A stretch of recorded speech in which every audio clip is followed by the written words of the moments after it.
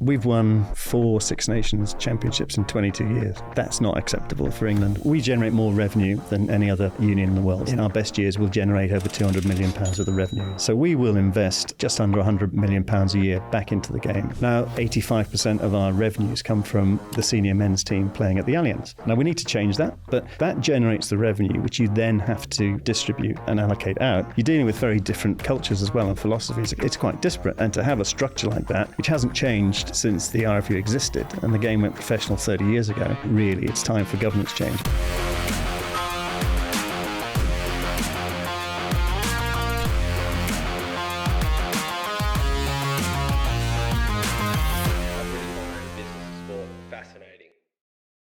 But before we dive in, if this is your first time on the channel, or if you're a regular viewer, please can you like, subscribe, and hit the bell. It allows us to keep delivering you amazing guests and, of course, create the best content. We thank you so much for your support, and time to get on with the show. Bill, listen, thank you so much for joining us today. We've both been so looking forward to this, and it's great to have you in the studio. Good to be here. Thanks a lot. I'm so pleased that you've joined us. I think it's been a tough few months for you both, I'd say probably personally and as a collective organisation. And I think to address that properly, it would be amazing at the start to understand what it is that the RFU is in place to do and what your job as chief executive actually is. Yeah, it's a great question because I think a lot of people don't really fully appreciate or understand what the RFU is. There's a lot of misunderstanding about it. It tends to be viewed as this amorphous lump and no one really knows what it's composed of or what it does, and they only interface with it or react with it in certain sort of contexts. But the RFU is a membership organisation, so we're classified as a registered society. So we're a cooperative and community benefit society. That's what we are. So we're owned by the members. And those members incorporate 1,830 odd clubs. They incorporate referee societies, universities, an awful lot of membership there. So we've got to be very conscious of what the members want and how we service them. So that's how we're structured. We're not like a normal business. And then when you look at the RFU itself, and quite often you read things, and it'll be the RFU did this or the RFU did that, and the opinions of the RFU are X, Y, Z. Well, the RFU is really made up of a board of 12 people, independent chair, 3 independent directors, 6 directors nominated from the council, and more on that in a second. And then you've got 2 members from the executive, which is myself and the CFO. So that's the board piece. Then you've got the executive, which is a classic executive team, which is myself as CEO. And then you've got a head of professional performance sport, performance rugby. You've got a head of community rugby. You've got a head of communications. You've got a CFO, all those sort of normal things, legal governance and whatever. So that's the executive. And then you've got the council, which often gets referred to. And that council is 62 council members plus 5 co-opted in order for us to get a bit more diversity into the mix. And they represent the interests of the membership of the community game. The council's role is to hold the board to account. The board's role is to oversee and sign off on the strategy, and the executive's role is to create the strategy with the board, but then be responsible for the day-to-day execution of that. So it's quite a complex structure. I might be completely messing up his schedule, but is that the right structure? It's tricky, and we'll probably get into that in a bit more detail as we go through, because you're dealing with very different cultures as well and philosophies across the mix. If I go into what the RFU does and the range of different responsibilities you have, it's quite disparate. And to have a structure like that, which hasn't changed since the RFU existed and the game went professional 30 years ago, so you would argue now, really, it's time for governance change. And we instituted a governance review, which is owned by council. We instituted that governance review about 14 months ago. And it's really looking at how the RFU needs to restructure itself to be fit for purpose for a contemporary world, which is a combination of business and sport. It's not, things today are not like they were 30 years ago or 100 years ago, which is, and the RFU is over 150 years old now, but the structure hasn't really changed. If you could change it, what would you change?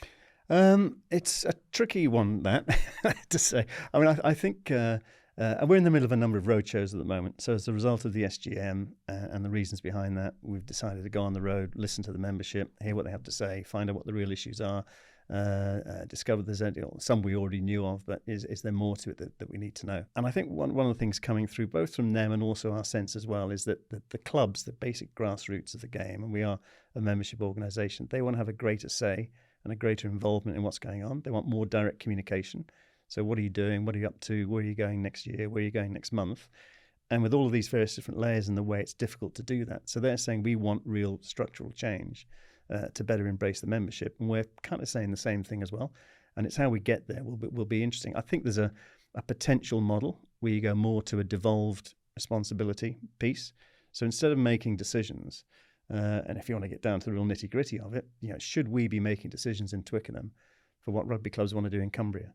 Or is it better to have a regional body or a regional situation there where we're providing the funding, we're having regular discussions about priorities, but they're really making decisions what's best for Cumbria from Cumbria. So it's that's the kind of situation we're looking at now. Should it be a more devolved model? I personally think it should be, but again, when you're dealing with an organisation like this, you really have to go through all the consultation. You've got to go through all the exchanges of views and points of view, and you've got to go through a process. You can't do the model you just described there. You could probably do that in about a week. For us, one of the frustrations and challenges of rugby, and maybe the same with other sports, is it takes a long time to do certain things. And I think we've got to get an awful lot quicker in terms of being relevant. But that's because of the amount of governance that you just described being in place, surely, right? It's how many hoops you've got to jump through. I mean, if you're looking at this with what you just described, then would it make sense to separate a community game and an elite game? You could do. And I think if you go to, let's expand it a bit further then as well on that. So you look at the situation we're going through at the moment. Well, what is the RFU? The RFU is that membership organisation. So we're a national governing body, we're a regulatory body, and that takes into things like discipline and safeguarding, the real nuts and bolts of running a game. We're a high-performance sports organisation competing at the highest possible level globally in the game. So you've got everything around performance pathways, athlete development, coach succession planning, coach appointments, all of that. It's like not different from the Olympics or whatever. So you've got those two really key pillars. We're a venue operator, so we've got the biggest sports hospitality venue in Europe.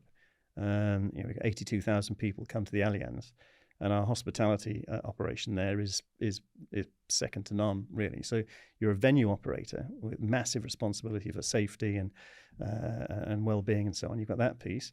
We're a bit of a political lobbying organisation. So I sit on World Rugby Council, I sit on the Six Nations board, obviously sit on the RFU board, sit on European Rugby, British and Irish Lions. So we're trying to influence or get points of view across. So you're a bit of a lobbying organisation as well. We're a media concern to many respects. The things we do in terms of getting messages out and trying to deal with messages coming in. So you've got a broad range of responsibilities there, but you've got this one organisation overseeing the lot. So and it touches a bit on what we may discuss today around SGMs and so on. So on the one hand,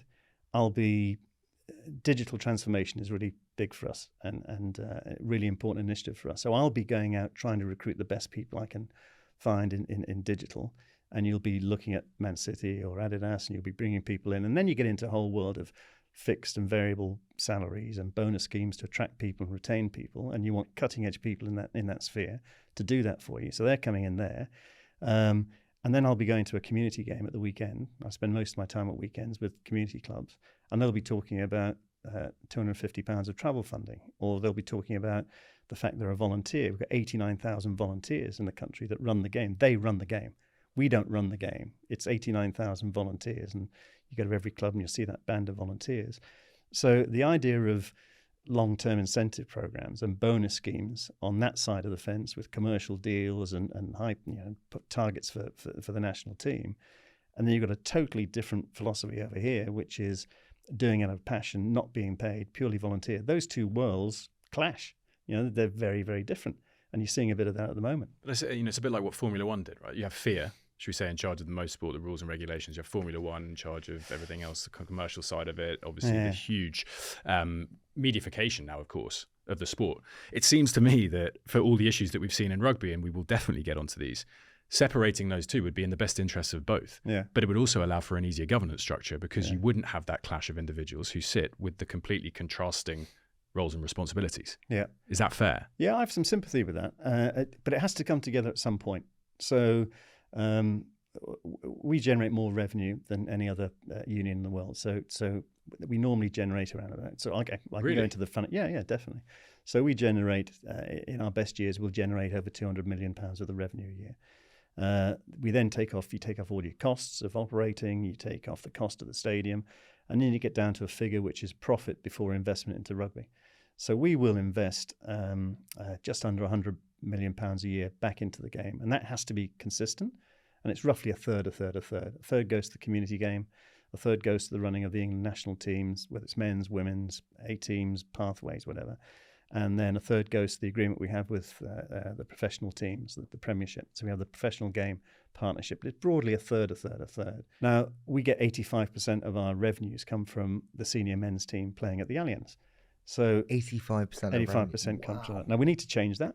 And I can tell you how we're aiming to change that. But that generates the revenue, which you then have to distribute and allocate out.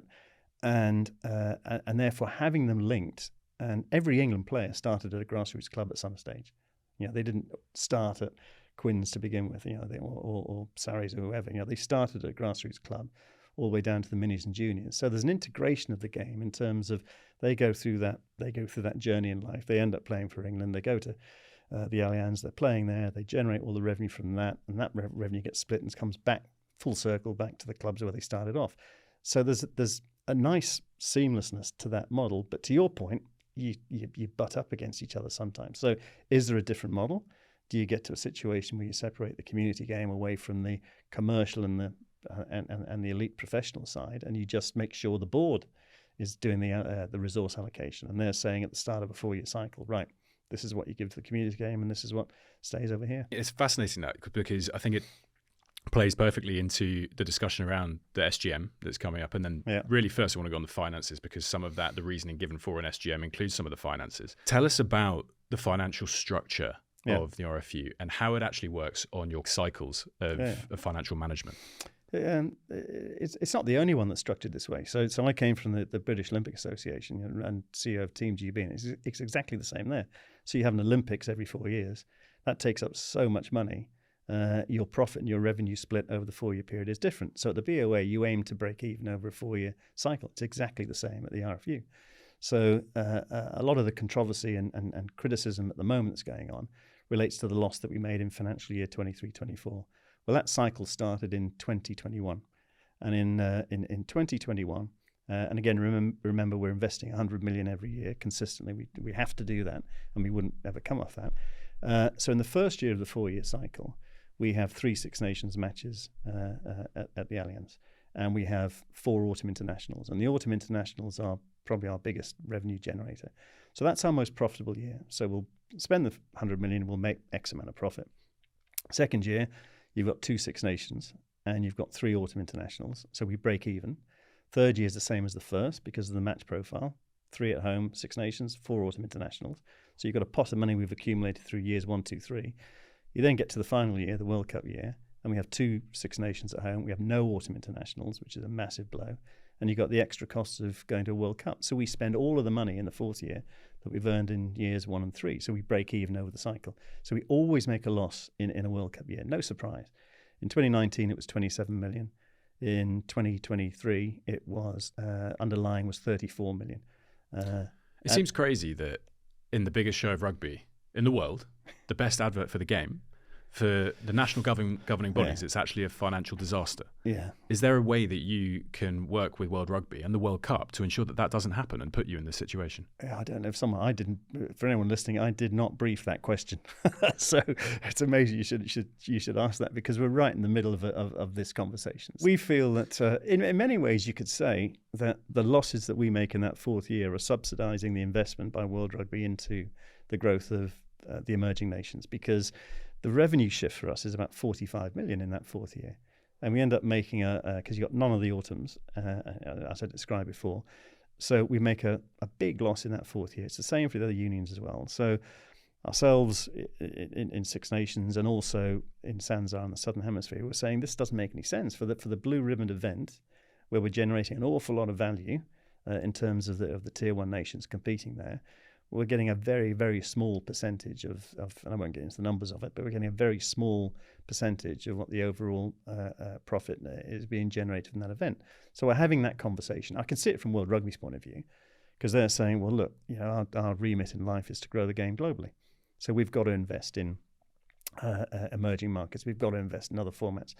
And you get that, but at the moment, it's creating some real financial hardship and difficulties for the tier one unions. What should they do then? They should not fund emerging markets, and they should concentrate it to core markets to make sure that they're sustainable and healthy. And that's the debate, because if you look at the financial results that have been announced from all the unions, we've really struggled recently. So you want your core unions that are generating a lot of the wealth in the game. You want them to be financially stable and sustainable. But you've also got to invest in growing the game globally, and you want to expand, and you want more teams competing. And you'd love to see maybe one day a Portugal v Spain final in the World Cup. So how do you get there? So it's that conversation we're having with them about their allocation of resources. I find myself wearing two different hats. So I'll have people having a crack at me in terms of where we're allocating our spending, and I'm doing exactly the same with World Rugby and complaining about the piece that we get. I know you've spoken about it before, but tell us about the business side that's actually just increased, whether it's rates and insurance and all of this that you have to take into account, which is now costing you much more than it has done before, and also fits into the obligations that you have to the community. Well, I mentioned that loss in 2019 was 27 million, and the loss in 24 was 34 million. The numbers that are reported are higher than that, but that's the money that we're using from the CVC deal we did, private equity deal we did to invest in growth. So that gets accumulated in, but the real operating loss was 34. So that's a 7 million gap. Our rates at Twickenham, our utilities bill at Twickenham went from 2.5 million to 7 million unbudgeted, and it's now back down to about 5. So that was about a 2.5 million hit because of the rates at the Allianz. And then we had a doubling of business rates. So that was a further 2 million. We had a doubling of insurance premiums because of the concern around the lawsuit and head injury and so on. So that's effectively the 7 million gap. We've pretty much plugged that now, partly with deals like the Allianz deal. And our revenues over the next 4-year cycle will be at least up by about 20%. And we also did some restructuring in the organisation, took cost out of the organisation as well. What's pushing those revenues up? Really good sponsorship deals have come through. So the Allianz deal is a massive deal for us, and it's I think it's probably one of the biggest deals in rugby. So it's a more than 10-year deal. It's a multi-year deal, 13-year deal. And that's what they want. And they say it takes a long time to build that awareness and that association. So they're looking at a long-term deal. And it's in excess of 130 million for us over the term. So it's and I don't think they mind stating that. So now that it's done and dusted and in there. So that's big for us. We've got some other really good deals that have come through recently. We did a deal with Apple. And it's a very unusual deal. It's the first one they've done with a sporting organisation, and that's around the use of data, performance analytics, and how do you create products around that you can then monetize and move on. So that's very promising. We've got a great partnership with O2, been with us for 30 years, and that's a big contributor. So our sponsorship profile and partners is really strong. There's a thing that we've created called the Nations Cup. And we did that jointly with the Southern Hemisphere. We started off about 3 years ago. It'll be 2026 will be the first edition of that, and the finals will be played in London. And that was really to create more value around the autumn internationals for broadcasters. So if you go to an autumn international, I'd hardly ever call them friendlies, and the players wouldn't call them friendlies. But the broadcasters don't think it's a meaningful competition. So we've combined the summer tours, which are 3 matches, and we've combined those with the autumn internationals, which are 3 matches, and then you'll have a ranking then from those 2 combined performances. You'll have a ranking of 1 to 6 in the Northern Hemisphere and 1 to 6 in the Southern Hemisphere. Then you'll have a finals weekend, and in 26 it'll be London, and you'll have 1v1, 2v2, 3v3, etc. So you'll get an overall winner, and you'll get a Northern Hemisphere or Southern Hemisphere winner. Now, from a broadcast point of view and fan interest, we think that's going to drive a lot more broadcast value. Fans get quite emotional with regards to a lot of elements of their teams and sports. The change in name of a stadium. Do fans need to set aside their emotions in favour of more rationale of what it takes to sustain a sport and a club? I think that's I've worked in business and I've worked in sport, and it's very, very different. So when you're in business, there are emotional connections. I was at Adidas. Of course, there are emotional connections and loyalties there, but sport is much more intense. So there are times when you wake up and you feel like you're the custodian of the emotional return to somebody's allegiance to your side or your club or whatever. So we've got a massive obligation to protect that. So when you do make decisions like changing the name of the stadium and naming rights to Allianz, you just have to explain why you're doing it, explain the reasons for doing it, explain the commercial rationale for doing that, explain what good partners they are in terms of helping us develop the stadium, so it's for the good of the sport, and it takes time for that to land. I mean, now in Dublin, everyone says, I'm going to the Aviva. No one ever says Lansdowne Road anymore. So it takes time to establish that. But I think you've got to communicate that to the fans continually. It's hard because it's what you get skewered for in many ways, right? But then, as Harry says, it's what allows you to operate and do more as a business and ultimately serve your community. I mean, just going to use these numbers specifically because they put into light the good work that is going on. And I think that gets lost quite often in the reporting at the moment. And I think we've been guilty of it sometimes because some of the conversations around rugby are easy at the moment to be critical. But let's cling to the real positives. It's, you had 75 million of bank debt in 2020, you now have none. You have 38 million cash position in 2020, you now have 61 million. So financially, the loss that as you highlighted last year, the fact that was forecasted is not a surprise. We're still thinking about this in a positive light of the finances of rugby in this country from the RFU's perspective. Yeah. We feel, I mean, it's one of the things I will always be most intensely proud of our performance financially, going through COVID, coming out of COVID. COVID was bad enough. I mean, in the 2 impacted years of COVID, we lost 150 million worth of revenue. And a lot of other businesses, were the same. So we were thinking, how the hell do we survive through this? Where do we go next after this? And as you say, we started that cycle with 0.7 million in reserves and 75 million of debt. We got through COVID. Sitting here today, we've got 61 million of cash. We've got 83.6 million of reserves. We've got zero bank debt, nothing. We've got long-term debentures, but they don't mature for 51 to 70 years. So that's a different type of issue.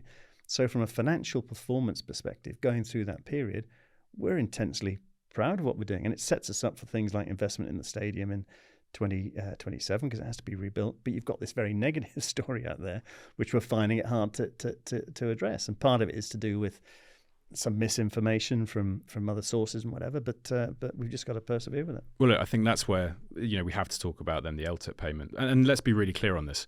This was agreed in COVID, and it was called the Great Move at the time, right? The LTIP scheme. At the beginning, everyone was looking at this going, while other clubs and federations are losing their executives, we as rugby are keeping it sustainable. You didn't lose a club during COVID. And this LTIP payment of £350,000 to you, in the year the RFU lost 38 million and 42 or 27 or 42, I'm unsure on that number, but people lost their jobs. The perception issue is the problem. Given the timing being bad, do you wish you could have delayed it to prevent it seeming like it was bad? Yeah, it's horrendous. I mean, it's horrendous, and it's that that's caused the current SGM, and it's that's caused the. Initially, it was the cause of a lot of the unrest and what's been going on, and people have got short memories for what it was like in COVID. If you go back and remember, it was a weird time, and we got through it. We didn't know if we were going to get through it. We were all worried about survival. But then the board realised in the middle of 2020, they became more concerned about retaining the team post-COVID, because the feeling was once we do get through this and business returns to normal, revenue generation is going to be slow on the uptick, all your costs are going to be where they were previously. And they had a lot of confidence in the executive team at the time. And they said, we want to keep this team in place for the next cycle, which finished 23-24, which is that loss-making year. So myself and the team didn't know about the LTIP being put together until June of 2020. And they'd consulted with external specialists in that field to sort of look at the package. We got interviewed in terms of what the targets would be, likely to be, and what our views on it were. But the board's intention was to put something in there to retain that team. And I'm not daft. I remember in 2022, and you're seeing this thing coming down the track. And in 2022, I said, do we have to declare this in 2023-24? Because we're going to have a loss-making year. We didn't know at that stage. I didn't know in 2022 that we were going to have the restructuring piece. But as summer came in 24, it's then looking very difficult with the restructuring about to happen. My preference was we deferred it to either 25 at the end of the Women's World Cup, or defer it to the end of 27. Don't change it, but just delay the payment of it. Now, the view was, well, actually, that's a little bit more mischievous because we've declared it in the annual accounts. Whether you defer it until or take the payment in 25 or 27, you've still got to declare it in your accounts, and it will still appear in the accounts in 24. So let's just be really upfront and honest about it. This LTIP was put in place for this reason, this reason, this reason. It gets paid out from the accounts in 24, and let's just front up and say that's the case. Now, you put that together with the restructuring we did, and there were 27 people made redundant. but there were 15 positions that we didn't recruit to, that were open positions. So that's the 42 figure. So there were 42 roles impacted, 27 were redundancies, 15 were we didn't fill the roles. But also the reason for that restructuring was we didn't have the right skill set to do the things like digital that we've now done. So we had to change the skill set of the organisation. So part of that was the people 16 people were reassigned into different areas, but we had to get additional skills in. So yeah, the optics and the timing were awful, worse. If you scripted it, you couldn't have scripted it worse. What would you have done differently, knowing all that you know now? When the LTIP was put in place, if we'd had the foresight then, I'd have said, don't vest it in 23-24, vest it in 24-25. But again, similar to the British Olympic Association, when you have a major tournament like an Olympics or a World Cup, you get a lot of churn traditionally with that. So people say, right, I'll go through the cycle, I'll see that cycle out, I'll do that World Cup, and then I'll go and go on to my next challenge. So I think that was in the back of the Remco and the board's mind, was that's a natural place to terminate it. The SGM piece then, the council and their conversations around this and what you're going to have to go up in front of, were they made aware of the LTIP scheme? Yeah. It was announced in the annual report when it was first put together. In fairness to council, it was announced in the annual report, and there was an independent review done by Freshfields, and they basically said, look, the LTIP is fair and it's reasonable, and the process that was gone through there to determine what it was, the target set, they're all fair and reasonable, but your communications weren't good. You should have maybe more upfront announced this, and rather than have it on whatever page it was on, actually go out and make a point. But then when it's going on, where's your crystal ball to think that this was going to be as big an issue in 2020 as it turned out to be? But it's not about the LTIP anymore. So the council meeting and the SGM, it's really not about the LTIP. And we've been on these road shows. What's it about? It's about, it's tough out there running a club in the community game. They've got their business rates increases, they've got their utilities increases.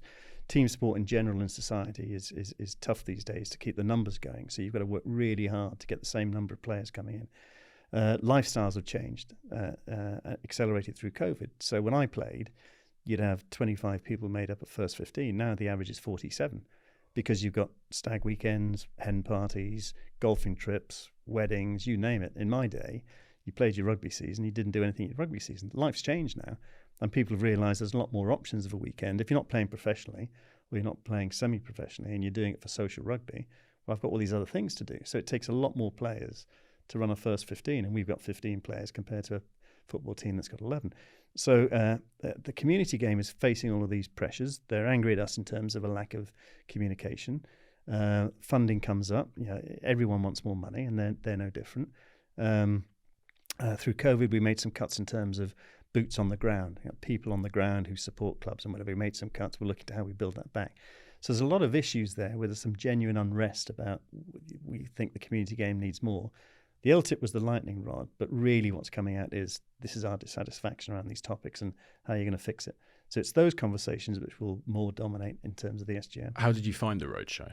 How did it go? Really good. I mean, we did, 300 clubs, I think, 400 people. Something like that so far. We've got about 3 or 4 left to go.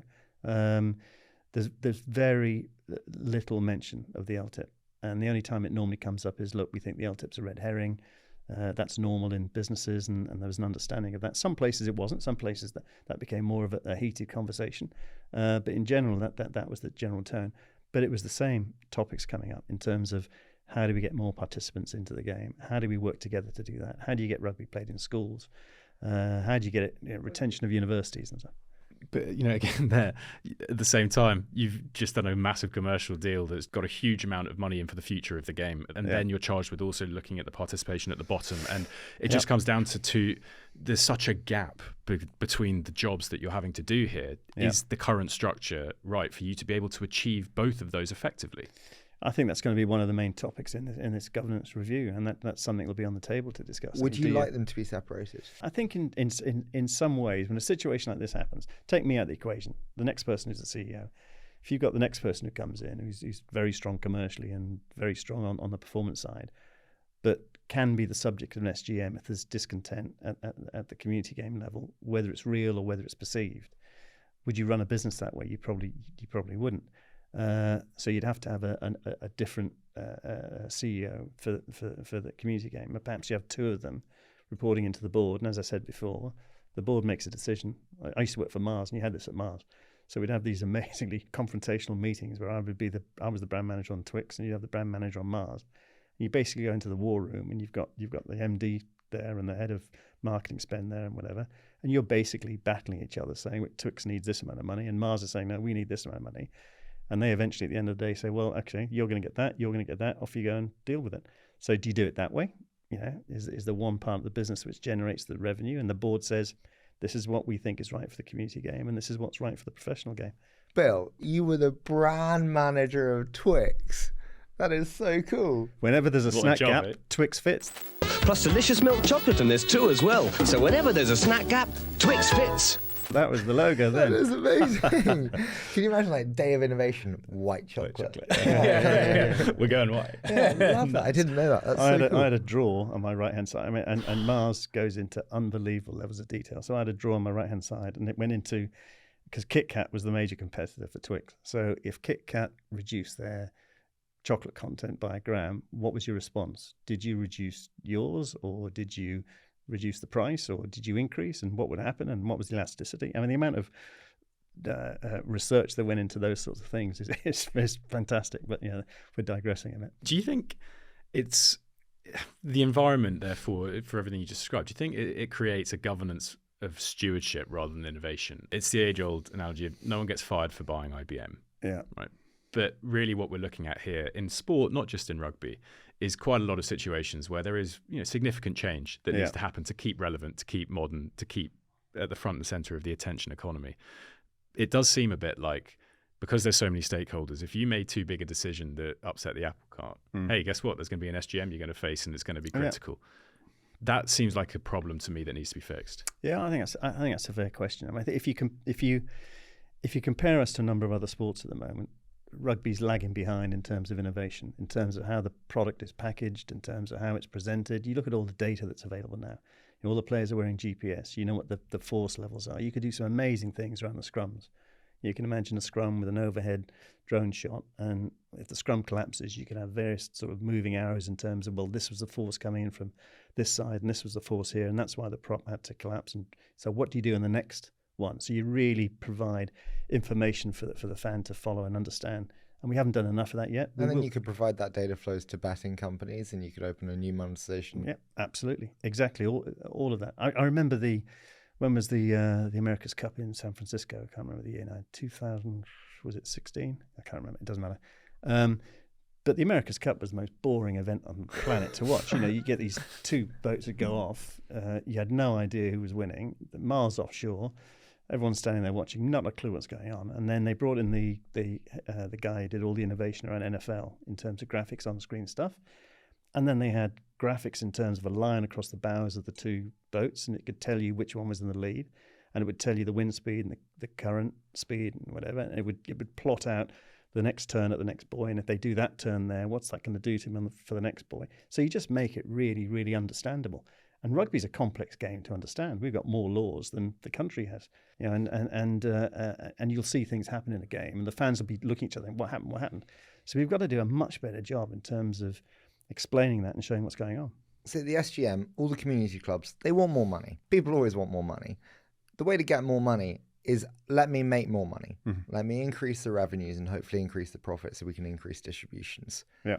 Is that a message that they understand and accept? Yeah, I think so. You get into, but then you get everything in rugby is a compromise. I mean, I can't think of many topics in rugby which isn't a compromise. And if you're upset 30% of the people, you're doing pretty well. So I'll give you two classic examples. So ticket pricing at the Allianz. So we'll get a lot of pressure in terms of ticket pricing is too high. You need to reduce it by £10 a head. Well, okay, we can do that, but our revenue will drop from X to Y, and that's less money for us to be able to invest into the community game and less money to invest back into the pro game. So we're looking to maximize the profit without gouging the fans. So that's always a constant source of debate. The other one is the classic free-to-air versus pay TV debate. So when the broadcast rights are up for renewal, the widespread feeling will be you've got to keep it on free-to-air. You've got to keep it on BBC and ITV because of the eyeballs and the awareness and the ability to access it.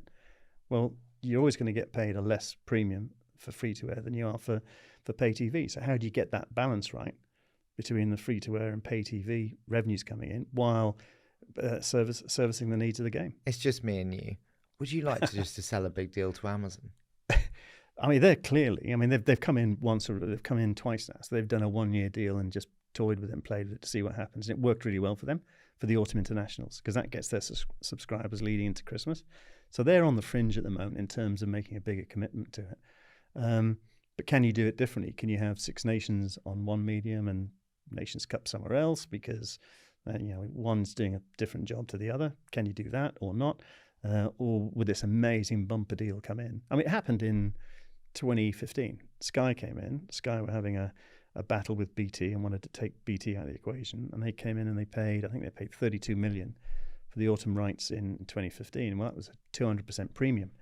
But they were doing that because of the competitive tension in the marketplace. That's no longer there at the moment. So that set a different threshold.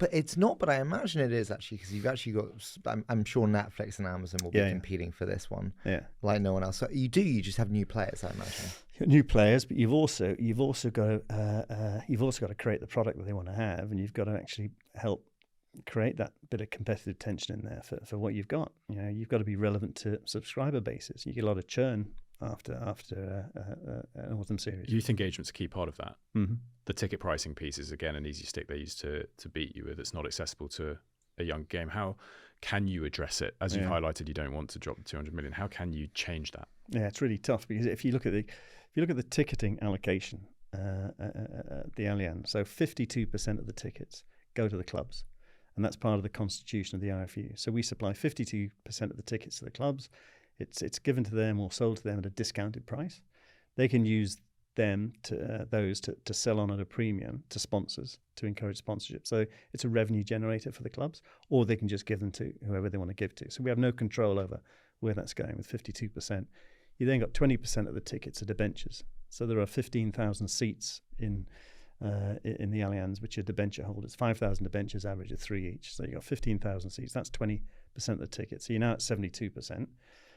You've then got 15% of the tickets go to commercial partners for their own use as part of the deals. That's built into the deals. So what are you up to now? What did I get to? 52, 72, 15, 87. 87. And then you've got 10% goes to the visiting teams. That's 97% of the tickets. So you've got virtually zero that you can play with in terms of we want to get a younger fan in. So we're actually reserving more tickets back, and we're having to negotiate to get them back. 52% is extraordinary. Can't we change that?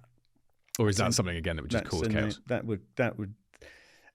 would be seen as taking money away from the clubs and not servicing the members, and we're a membership organisation. So are we not artificially, I'm sorry, I'm going to get you up again.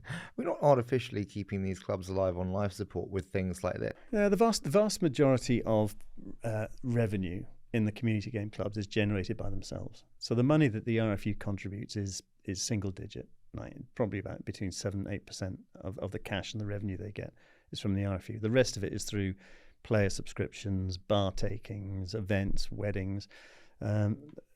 Clubs now are sort of open 363 days a year. You've got clubs with using their car parks to do WeBuyAnyCar.com, and you've got clubs who have got creches and clinics from the NHS. So they're being really creative. But again, as a membership organisation, access to the stadium and those tickets is really important. What would you most like to do in terms of new monetisation opportunity that you maybe can't do without upsetting people? The ceiling for digital is we don't know what it is yet. So what we can do with that, we've now got 6 million database that we can engage with directly. It was 2 million about 18 months ago, I think, something like that. So where we can go with digital products changes the inventory we've got. So previously it was signboards around the stadium and LED soundboards and all the rest of it. It's quite limited, but where we can go with digital is almost unlimited. So we've got to get really creative in terms of how we do that. The other big one for us is part of the renovation of the stadium in 27 means we're in a discussion with Richmond Council now, Richmond Borough, about the ability to stage more non-rugby events. So if you go to Tottenham... Were you not able to see this before? Because I was always wondering, why isn't Taylor Swift doing Twickenham? No. So a number of things there. So at Tottenham, I think, I'll get these numbers wrong, but at Tottenham I think it's 30 non-football events they can have there, and there's no restriction on the number of days consecutively, and I don't think there's any restriction on capacity. At Wembley it's 35.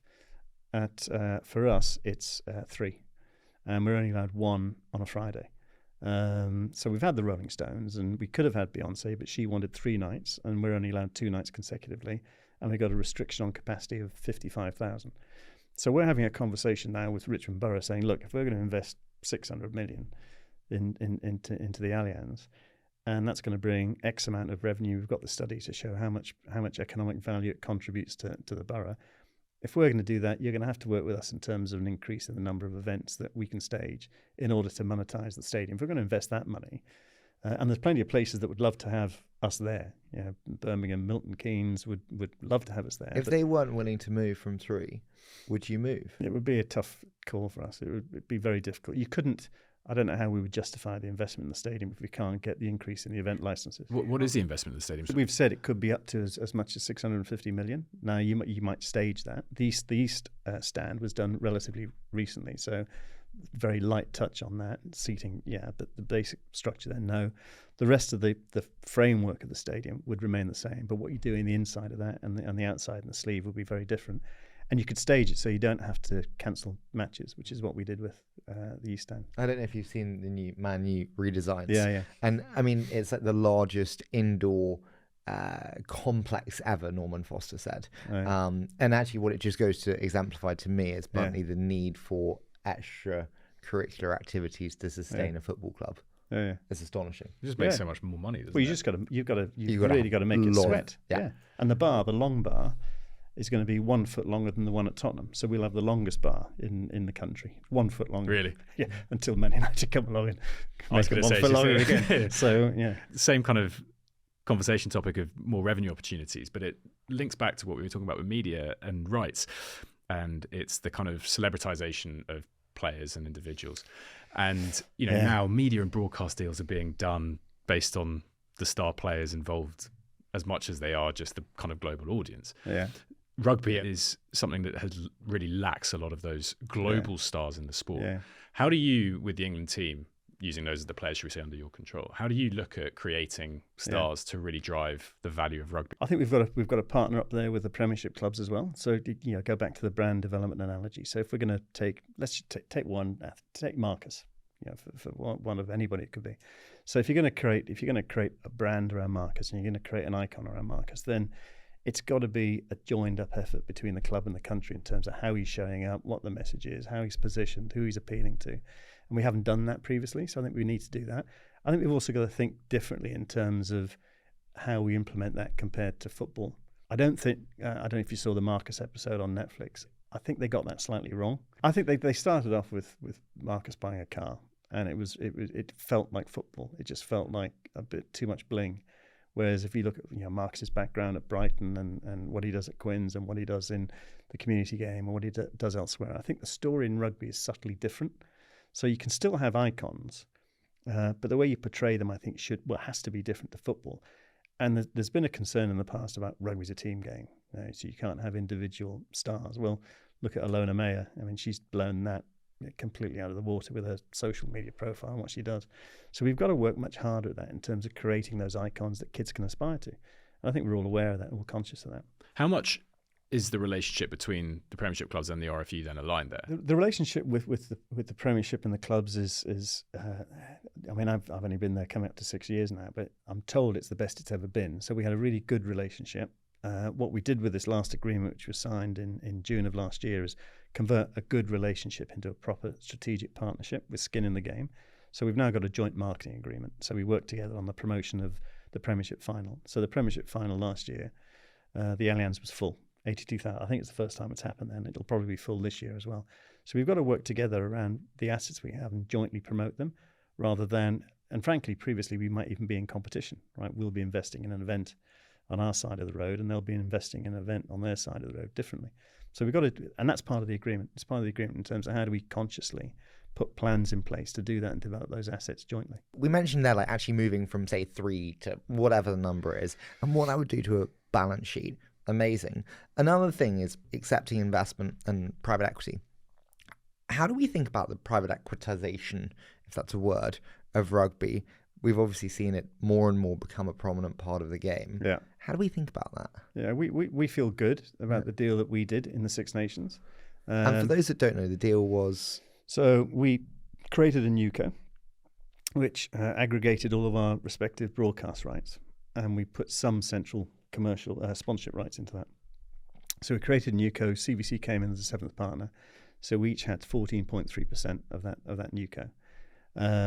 That was valued, and all of the unions had different valuations based on the value of their assets. So we got over 30% of that. So we received 95 million in exchange for giving up that 14.3% share to CVC. Now, if you look at that revenue profile I gave you earlier in terms of the revenue streams coming for that, our broadcast rights with a little bit of sponsorship rights equated to about 4.7% of our revenue total. So we got 95 million in exchange for 4.5% of our revenue. Now, we haven't spent any of that money on COVID recovery. We haven't spent any of that money on bridging losses or anything to do with that. All of that money's been reserved and ring fenced for investment into the game. So a chunk of that has gone and is going to digital.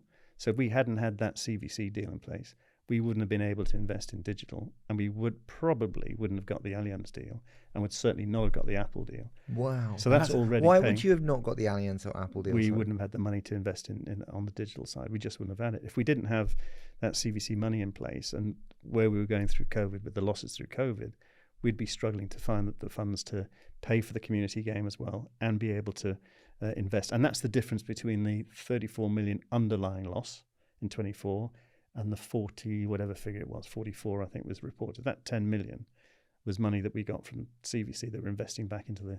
Was there a difference in what you could spend the money on from the Six Nations CVC investment and what went into Premiership Rugby? Because when we've had the conversations around Premiership Rugby clubs, a lot of these people have said, well, we actually had to use that money to sustain ourselves during that period. It wasn't used on, exactly as you said, creating innovative products and solutions to allow future growth. Yeah, the Premiership, I mean, it was awful timing for the Premiership. So they did their deal, which was slightly before ours. So it was 200 million for 27% of their central distribution. And then COVID hit. The Premiership were encouraged to carry on playing, to provide a service to fans and whatever during COVID. So you're incurring a lot of those costs. You don't have your match day revenue, which theirs is probably similar to ours, around the 50% level. So they made a lot of losses through COVID. They also took out government loans in order to help them bridge that gap. Well, now they've got 27% less revenue and they've got to repay the government loans. So that's why we're working together with them in terms of jointly, how do we exit that situation. So for them, that private equity deal was unlucky because all that money was used to survive through COVID and not invest into infrastructure or innovation or marketing, which is what the intention was. But if they hadn't had that deal, they would have gone bust, period. Well, yeah, so that's We talk about this again and again. It's a common topic of how do we make the domestic game as successful as the international game? How can you influence that as the RFU? Yeah, definitely. I think it goes back to those things we were saying about joint use of assets. I mean, the attendances in the Premiership, I think, are up about 17% this year so far. So, the product on the field is resonating. Are there things we can do jointly around broadcast rights? Can you aggregate on broadcast rights with club and international and do that? Easier said than done, but there are areas there. How do we make sure the calendar is organised so you're not having too many conflicts between the international game and the domestic game, so it's simpler for the fans? There's a number of things going on, and we're committed to restoring and making sure that domestic game is sustainable and profitable going forward. How would you align the calendar to be more effective than it is right now? I think there are blocks where you have different competition formats in those blocks, and you reserve certain matches for key matches for the Premiership in terms of title winning. The international windows are pretty fixed in terms of Six Nations and Autumns. But there are ways I think we can work around that around the calendar. Well, again, came back to losing players, I guess, and the ownership of whether it's team. And this was something that Ben Kaiser talked about that I found interesting. I didn't know, and it was, I think he said that English players were paid the most to compete for England than any other team, and I think it was around 25,000 a game. But then also last year you started bringing in, I think. Correct me with the right terminology, but it was like a centralised contract, more like what they have in cricket. Yeah. And I'm curious, which I think was about 160,000 a year. So, it was a fixed amount rather than dependent on how many games you played. I'm curious to understand why that was brought in, and also, did that remove control away from the clubs who have the players and put a little bit more in the RFU? Yeah, a little bit. So we've won 4 Six Nations championships in 22 years. That's not acceptable for England when you think about the size of the rugby playing resources and so on. So, and there are reasons for that. I mean, there's very clear reasons for that. I mean, coming again from an Olympic background, Atlanta Olympics 1996, 1 gold medal, 15 medals, 37th in the table, unacceptable. Country got pretty upset about that, and then you saw a new performance system put in place. You had lottery funding came in to subsidise it, and then the outcome of that was initially Beijing in 2008, and then you saw the amazing London performance, and then you saw Tokyo, which was outstanding. But that's all down to the system. And you look at the strength of Ireland now, and you look at the historical strength of New Zealand. Well, that's down to the system. In Ireland, they've got a centralised system, 4 provinces. The Irish Rugby Union pays for all the professional players. They have total central contracts and control over the national players. We can't go to that model, but we've got to have a model which enables those elite players to perform better when they need to perform better. It needs to be uniquely English. Why can't you go to that? I just don't. With the club structure that we've got, it's very difficult, and we've got a lot more players. So I don't think we could afford to pay all those players. So what the program you just mentioned there is the enhanced EPS. So Steve has the ability to pick 25 players, and he will guarantee their remuneration. He'll guarantee their fees for a year, or it might be a 3-year contract. And in exchange for those guarantees, and the club gets some benefit as well, he has total oversight over their medical aspects. So when to have an operation if required, strength and conditioning regimes. Each of those players will have their own individual development program in terms of these are the areas Steve and his coaching team and his S&C coaches think that player needs to go to be to compete at the international level. So a head coach has never had that before. So he now has the ability to do that. How do you get that through the clubs? Is it not a bit like turkeys for Christmas? The challenge for clubs is that they often lose their best players, the players that people want to come and watch when it goes to England, and that damages their ability to operate as a high-performing team. Yeah, they're now losing even more control. How did you get that past the clubs? Did that cause massive friction? Yeah, but I think there's a recognition now that if you've got a very successful national team, that creates a lot of positive energy, creates a lot of positive awareness. You tend to see in the Premiership, immediately after an international fixture, the attendances in the Premiership are up. Look at the situation in France. I mean, France were a basket case up until about, 7 years ago. I mean, they weren't winning titles. They weren't well organised. And then they won the World Cup. And they have a similar structure to us. France and England are probably the most closest in terms of structure, with top 14, and we've got the Premiership. You've got FFR and you've got RFU. They came together voluntarily and said it's really important to have a powerful French team for the 23 World Cup. So they changed the access to the players. They changed the ability for the French national team to control and have access and oversight in terms of what those players were. And they developed that team. They also invested in the pathway, and I can come on to that in our perspective in a second. And that resulted in the team you see today, really strong team. You could argue a little bit unlucky in the World Cup, could have gone further. But it was that World Cup that galvanised the desire and the intent and actually the reality to bring it all together. Can I ask, FFR versus RFU, which one would you say is in a more healthy state? We are. Yeah, financially, no question. 100% we are in a better financial state. I think in terms of where the game is at the moment, they are better than us. So in terms of popularity of the sport in France at the moment, they're better than us. They don't have the overwhelming presence of football. So if you go around the heartlands of rugby in France, you don't see any football. It doesn't exist. They've got a very large broadcast deal. They've got 135 million euros a year broadcast. The BT deal, the TNT deal is 35 million, I think it is, pounds. So it's a much bigger broadcast deal, backed on the strength of how the national teams performed recently. The attention economy, as we call it, it's in now. Well, I wasn't going to go there, but it's like, if you think about consumer attentions as a wallet, and your share of wallet is everything, when you have everything that we have today, I just don't think there's the same interest. And that's why you've got to be really on your game and making sure you're innovating and making sure you're competing with other sports. I mean, look at UFC. You have, unbelievable. All the furor around head injury and concussion, and we're a contact sport, so you've got to make sure you've got the right processes and mechanisms in place to make a contact sport as safe as possible. And you get this thing with UFC out there, which is going. Do you fear crazy. do you fear innovation in the game when it comes down to structures? We've heard a lot about franchise leagues and people looking to come in and tear it up and live golf it up and big fees and road shows and all of this. Yeah. Does that concern you? I don't think you should ever be complacent. I mean, when you hear about franchise leagues or you hear about global leagues and whatever, I think there's a real potential for that concept. If you look at how it's packaged and what it's supposed to be, you can see, I can understand that. The challenge you have in rugby is, and again, it's another sort of compromise situation. It's not like cricket. In cricket, you can play 300 days a year. In rugby, the best players can only play 30 matches a year because of the physicality of the game. So we can't go out and create 100 the way cricket's done. So you've got that limited bank of games of the best players. And the challenge we always face is how do you drive more value out of the same volume or even less volume? That's the challenge we've got.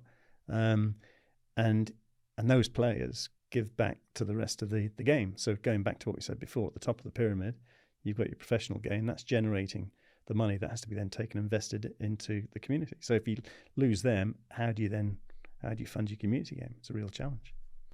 Bringing all of this, kind of together, are you positive, are you confident about the position of rugby and your role as chief exec going forward in helping deliver progress to the sport? I would say we've got to do more. I think we've got to get a lot sharper. We've got to really understand what we have to do to compete, to get that attention share that you mentioned there. That's one of the reasons why we did the Nations Cup.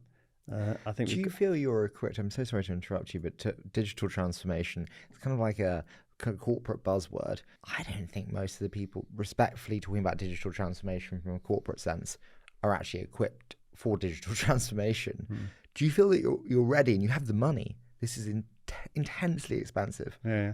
I saw a presentation the other day from a guy called David Jones. I don't know if you've come across David Jones. He works with Nike. He works with Microsoft. I can't remember the list but he specializes in AI. And he gave a presentation to the top Google salespeople in Europe, and it was at the Aviva Stadium, and we were there for a different meeting, so you could just wander along and listen to it. Unbelievable presentation. He specializes in AI. And the ability to create a campaign in a week, which previously would have taken 6 months to do, and the cost being a fraction of what it used to take, he's probably going to obliterate advertising agencies in the way he's going. Now, if you partner up with somebody like that and you say, right, this is our product, this is the target, or don't even define the target, where can you take this product if you have completely free reign, then where could you go? And I think sometimes it's nice to be where you are if everyone else is here, because it gives you the ability to actually create into that gap and maybe surpass. So I think we can do a lot of. Rugby's an amazing sport. When you think about the gladiatorial nature of it, the physical contact of it, the momentum in the game, the speed, the difference in body types, all of that sort of stuff, and 82,000 people at the Allianz, and the values of rugby in terms of what that means as well. I think it's up to us to convert that into real growth. And so it's about intelligent use of technology to reduce spend. Yeah, and why not be at the forefront of that? Should we do a quick fire? Let's do it. You start. So we've gone through all this. What's the hardest part of your job? Sitting in the stadium during a match. Still doesn't get any easier. Hate it. Really? Oh, I hate it. Absolutely hate it. Because you know what's running on the back of the outcome, and you know the coaching team, and you know what they've put in, and you know what the players have put in, and you know that if you don't play well, or you know if there's a bad result, you know the aftermath and the impact that has. It's about winning. If you're playing in a community club and you start off playing rugby, you go out there to win matches. Which sponsor would you most like to have that you don't have? Tabasco. Unlimited supplies of Tabasco. That'd be amazing. Mars bars. I was about to say, it's not going to be that. What do you not spend money on now that you would most like to? We spend more on the community game than any other union. So that third that we spend on there, and the 30 million that represents, is by a long way more. I'd like us to be able to spend more. Because I think, how can we, schools, for example, is one that we're hearing a lot on the road shows. How do you get into schools? Well, that takes investment to have people going. You're not going to get rugby played more in the PE curriculum in schools. It's too difficult. It's too hard. It's easy for a PE teacher or a headmaster to say that's a difficult one. Let's just do basketball. It's simple. So to get rugby awareness in schools, you've got to have people going in. So the ability to invest in that, because that's your bottom of your pipeline. So I think that in those areas, I think that's where we want to invest. Which sport has got it most right, and what can rugby learn? I'm really impressed. Well, I shouldn't say this because I'd get banned, I suppose. But I think rugby league in Australia. Why? I think they have created an entertainment product around a similar game to ours, but there's less stops and starts. So the ball is in play for a much higher period. Ball in play for us is about 34-35%. Ball in play in rugby league is, I think it's 80 something. So they've created an entertainment product around rugby, which is full on from start whistle, end whistle. And also the way they've packaged it, you just watch the promotion of it, the colour, the noise, the use of the athletes. I think they've done a really good job, and you can see that in terms of the growth of rugby league down there. It's interesting. You mentioned the rules earlier. My question was going to be, if there was one rule change that you could make to the game, what would it be? Do you think the speed of the game is the issue? Is that the heart of it, which we've got to fix? Yeah, it is, but then there's a contradiction to that. So you look at NFL. I mean, look at the number of breaks. But what they do is they say, right, so the on-field bit is this percentage, but in the gaps, we're just going to pack that with content. So we know what our gaps are. So pack our gaps with content. So we should have like Gatorade adverts. Yeah, why not? Why not do not adverts? No, again, we get back to data. In the gaps or in the gaps in the game, or the resetting of a scrum. Have an expert panel on there explaining what's going to happen in the scrum or something. It was good though. I was at the big game in the spring when it was Harlequins, Northampton. Yeah, and it was an entertainment event. Yeah, and Quins and Laurie in particular have done a brilliant job to establish that in the calendar. So now people are now talking about, am I going to see you at the big game event? Because it's in the calendar, marked in, the date's crossed off, that's fixed. And then you've got people going there. They're not just going there for the rugby, they're going for the fact that they know what they're going to get. Okay, to finish it off then, what are you most excited about for what's coming up? I'm really comfortable with our financial situation. So I think we've got the financial stability, and we haven't got into the detail of previous cycles, nor would we want to. But this is the first clean cycle going forward, where I think we're going to have real sort of financial stability to do the things we want to do. One of the things that shocked me when I came into the RFU in May 2019, and again compared to the Olympic experience, is we'd demolished and eliminated the performance pathways. So we'd got rid of some great young coaches. Earnshaw and Fletcher had gone. We had no under-18 specialist coaches, no under-20 specialist coaches. We had no A-team. So therefore, you then lack the ability to take a group of players and take them on the journey from 18 to 20 to A to senior men's. Because we probably know now, out of the 18s players, which 4 or 5 will play for England. So it's how you take them on that journey. And we completely obliterated that performance pathway. And it goes back to the high-performance systems we were talking about before. So my first recruit was a guy called Conor O'Shea. He came in January of 2020. Conor's bread and butter is building performance pathways. So we reinvested in specialist coaches, rebuilt the whole pathway. We thought we'd win the Under-20s Junior World Cup this year. We won it last year. The current Under-20s go to Wales this weekend. Hopefully they'll clinch the Grand Slam. And they were unbeaten last year as well. And the current Under-20s are better than the ones that have just passed. And the Under-18s behind them are stronger again than the Under-20s. We think that's a real generational crop of players. And you're seeing some of those players coming into the team now. So Pollock gets his debut this weekend. You've got Asher, who's on the fringes. You've got Afo, who's injured, can't play. You've got Max Ajomo's coming into the team. You've got some really great talent coming into the England team. I think for the next 10 years, you're going to see some really strong English performances, and we've got a pipeline in place to be able to deliver that. And that will start to match, hopefully, the performances of the women's, and we've got the Women's World Cup this year as well. So I think that performance bit, to get rid of we've only won 4 Six Nations in 22 years, hopefully in the next 10 years we'll be able to say we won 40% of them or 50% of them. Bill, this has been such a joy to do. I've loved having you on the show. We've loved this. Thank you so much for joining us today. I enjoyed it. Thank Thanks. you.